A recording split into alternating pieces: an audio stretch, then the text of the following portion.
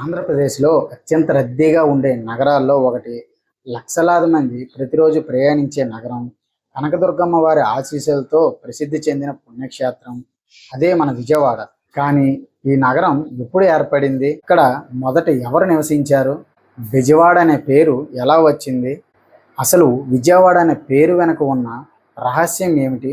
ఈ ప్రశ్నలకు సమాధానం తెలుసుకోవాలంటే మనం వేల సంవత్సరాలు వెనక్కి వెళ్ళాలి. కృష్ణానది ఒడ్డున నాగరికత రూపుదిద్దుకుంటున్న కాలానికి ప్రయాణించాలి. ఈ వీడియోలో పురాణాలు, చారిత్రాత్మక ఆధారాలు, పురావస్తు పరిశోధనలు, రాజవంశాల పాలన, బ్రిటిష్ కాలం, ఆధునిక విజయవాడగా ఎదిగిన ప్రయాణం వరకు పూర్తిగా కథను తెలుసుకుందాం. వీడియో చివరి వరకు చూస్తే విజయవాడ గురించి చాలామందికి తెలియని ఆశ్చర్యకరమైన విషయాలు కూడా తెలుసుకుంటారు. కృష్ణానది విజయవాడ పుట్టుకకు కారణం. ఏ నగరం ఎదగాలంటే ముందుగా నీటి వనరు అవసరం. విజయవాడ విషయంలో ఆ పాత్రను పోషించింది మహానది కృష్ణానది. వేల సంవత్సరాల క్రితం కృష్ణానది ఒడ్డున సారవంతమైన నేల ఉండేది.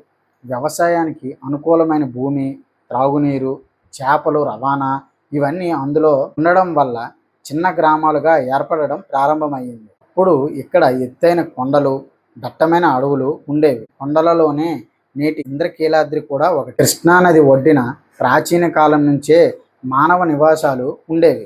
వ్యవసాయం, చేపల వేట, చిన్న స్థాయి వ్యాపారులు, ప్రధాన ఉత్పత్తులు. నది మార్గం ద్వారా ఒక ప్రాంతం నుంచి మరో ప్రాంతానికి వస్తువులు అందించడం సులభంగా ఉండేది. అందుకే ఈ ప్రాంతం క్రమంగా వాణిజ్య కేంద్రంగా ఎదగడం ప్రారంభమయ్యింది. ఇంద్రకీలాద్రి కొండ ప్రత్యేకత.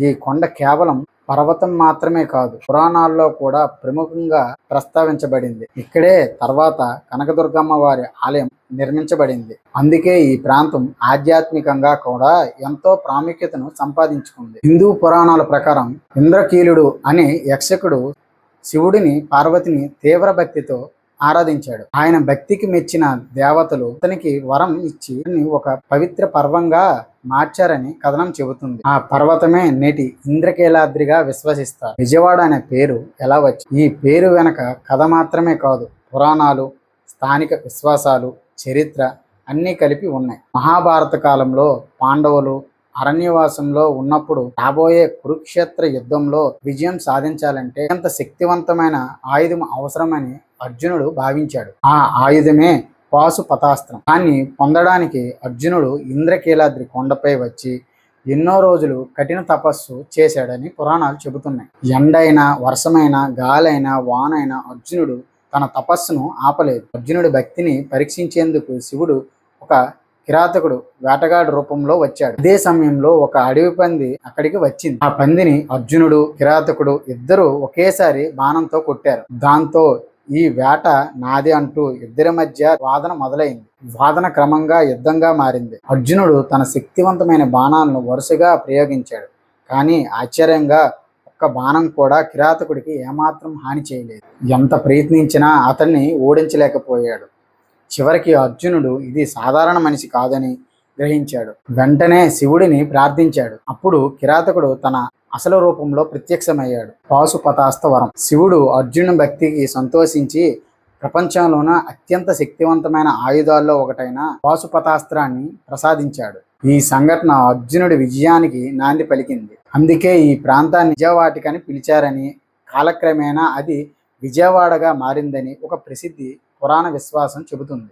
చరిత్రకారులు మరో అభిప్రాయాన్ని కూడా చెబుతారు. కృష్ణానది పక్కన ఉన్న కొండల మధ్య సన్నని మార్గాన ప్రాచీన కాలంలో బెజ్జం లేదా బెజ్జవాడ అని పిలిచేవారని కొందరు భావిస్తారు. కాలక్రమేణా అది బెజవాడగా మారిందని చెబుతారు. అంటే పురాణాల ప్రకారం అర్జునుడి విజయంతో విజయవాడ అని, చారిత్రాత్మక అభిప్రాయం ప్రకారం భౌగోళిక లక్షణాల వల్ల బెజవాడ అని.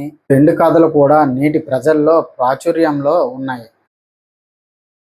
కనకదుర్గ అమ్మవారి ఆవిర్భావం. ఇంద్రకీలాద్రి కొండపై మహిషాసురుడిని సంహరించిన తర్వాత అమ్మవారు కనకదుర్గ రూపంలో కొలువుదీరారని పురాణాలు చెబుతున్నాయి. అప్పటి నుంచి ఈ కొండ భక్తులకు పవిత్రమైన క్షేత్రంగా మారింది.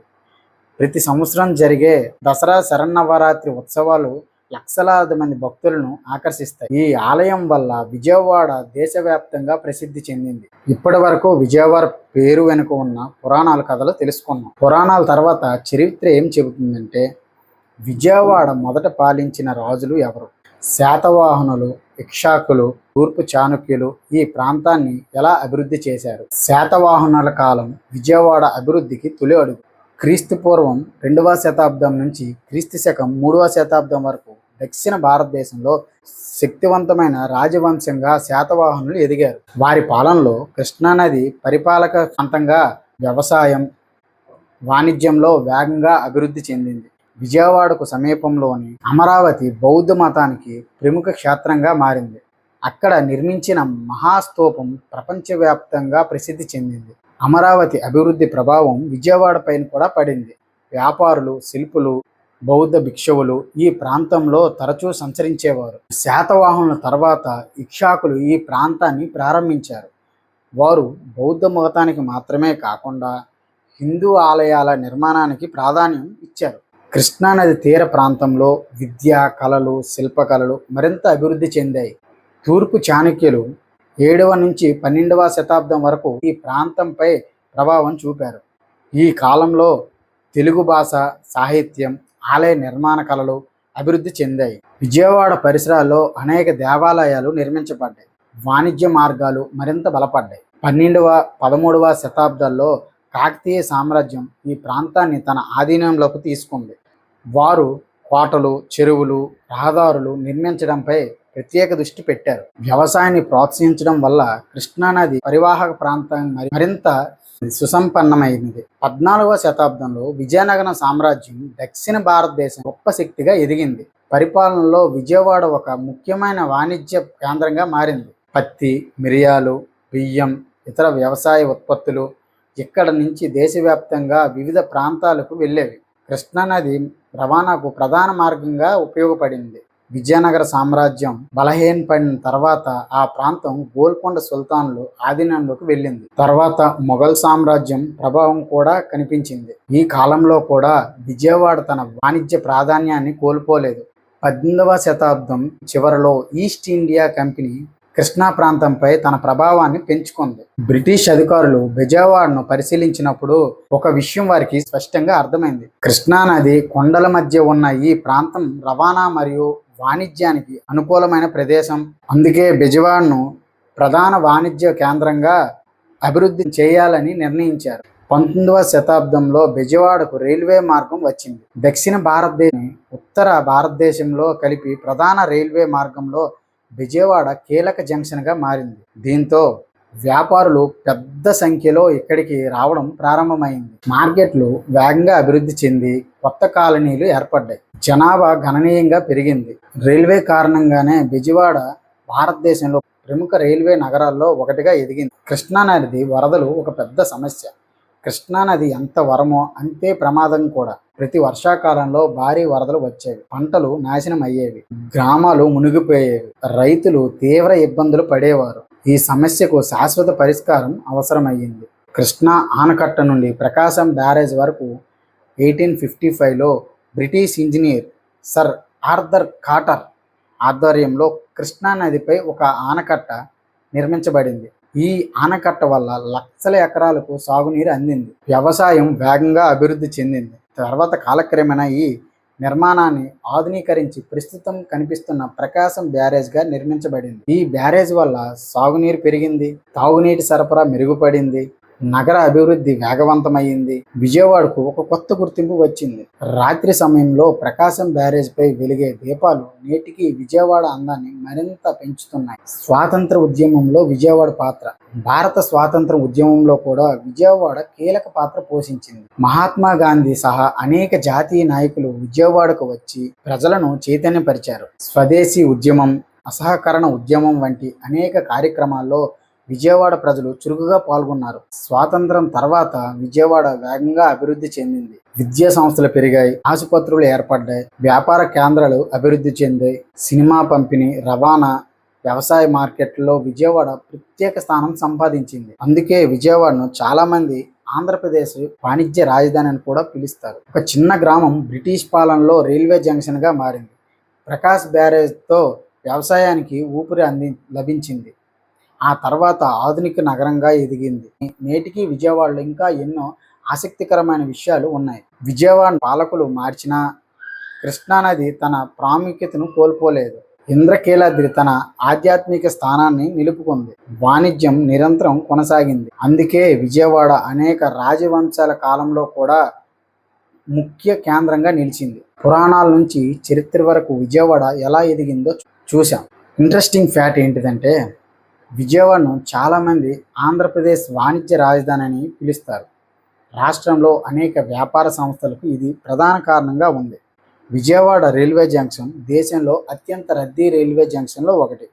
ప్రతిరోజు వందల సంఖ్యలో రైళ్లు ఇక్కడ ఆగుతాయి. ఇంద్రకీలాద్రి కొండపై ఉన్న కనకదుర్గ అమ్మవారి ఆలయం దసరా నవరాత్రి సందర్భంగా లక్షలాది మంది భక్తులతో కిక్కిరిసిపోతుంది. ప్రకాశం బ్యారేజ్ కేవలం ఒక బ్యారేజ్ మాత్రమే కాదు, ఇది విజయవాడకు నీటి వనరు, వ్యవసాయానికి జీవననాడిగా, పర్యాటక ఆకర్షణగా కూడా.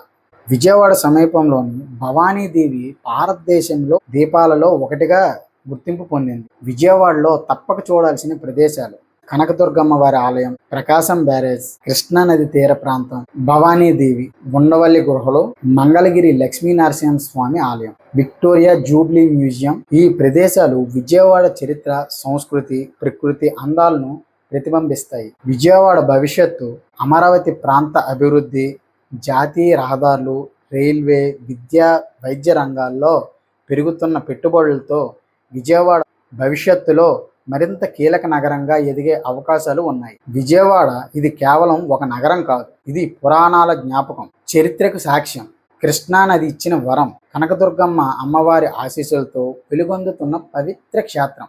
రైల్వే, వ్యాపారం, వ్యవసాయం, విద్య, సంస్కృతి అన్నింటినీ ఒడిసి పట్టుకుని ముందుకు సాగుతున్న ఆంధ్రప్రదేశ్ గుండెకాయ. ఒకప్పుడు విజయవాడగా పిలువబడిన ఈ ప్రాంతం నేడు కోట్లాది మంది గర్వంగా పిలిచే విజయవాడగా నిలిచింది. ఈ నగర చరిత్ర మనకు ఒక విషయం నేర్పుతుంది: ప్రకృతి, చరిత్ర, మనుషులు కృషి చేసి కలిసిన ఒక సాధారణ ప్రాంతాన్ని అసాధారణ నగరంగా మార్చగలవు. ఈ వీడియో మీకు నచ్చి ఉంటే ఈ వీడియోకి ఒక లైక్ వేసుకోండి. ఇలాంటి చరిత్ర, విజ్ఞానం, ఆసక్తికరమైన తెలుగు వీడియోల కోసం మన ఛానల్ను సబ్స్క్రైబ్ చేసి బెల్ ఐకాన్ను తప్పకుండా నొక్కి ఉంచండి. మీ అభిప్రాయాన్ని కామెంట్ బాక్స్లో తెలియచేయండి. మళ్ళీ మరో ఆసక్తికరమైన కథతో కలుద్దాం. నమస్కారం.